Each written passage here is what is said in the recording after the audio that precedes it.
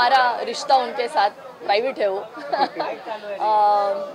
मेरी बहुत मान्यता है और इस बार संतोष ने बहुत कमाल काम किया है मेरे लिए स्पेशली। आई थिंक ये पहली मूर्ति होगी जो उन्होंने माटी में बनाई है, तो बाकी सारे पीओपी में बनाते हैं, वो एक्सपर्ट है, लेकिन पहली बार इन्होंने स्पेशली शालू में बनाई और बहुत मुश्किल होता है इस किस्म की मूर्ति को इतने बहुत ज़्यादा ध्यान के साथ बनाना पड़ता है, तो इन्होंने ये काम कर दिया क्योंकि मेरा बहुत मन था की मैं अभी त्यांना इको फ्रेंडली गणपती घ्यायचा होता। हे मी फर्स्ट टाइमच मातीची मूर्ती केलेली आहे, कारण मातीची मूर्त्या करणं मला माहिती आहे की काय किती जपावं लागतं, त्याला वर्कर्स पण मिळत नाहीत, वेट पण जास्त होतं, लेबर सगळं ओव्हरऑल त्याचा विचार केला तर ते ॲक्च्युली खूप कॉस्टली जातं आणि रिस्की पण असतं। पण मॅडमची एक इच्छा होती की मला नेक्स्ट इयरपासून 5 वर्ष त्यांनी ठेवली प्लॅस्टरमध्ये होती आणि आत्तापासून त्यांना इन फ्युचर ते क्लेमध्येच घेणार आहेत। तर बस मी फर्स्ट टाइम एक मॅडमसाठी जी केली, आता माझे पण काही प्रयत्न म्हणजे थोडेफार प्रयत्न असतील की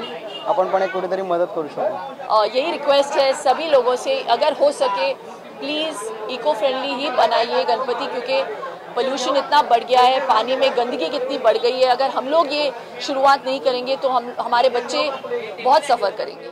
For more news and gossips, don't forget to subscribe to Bollywood Helpline.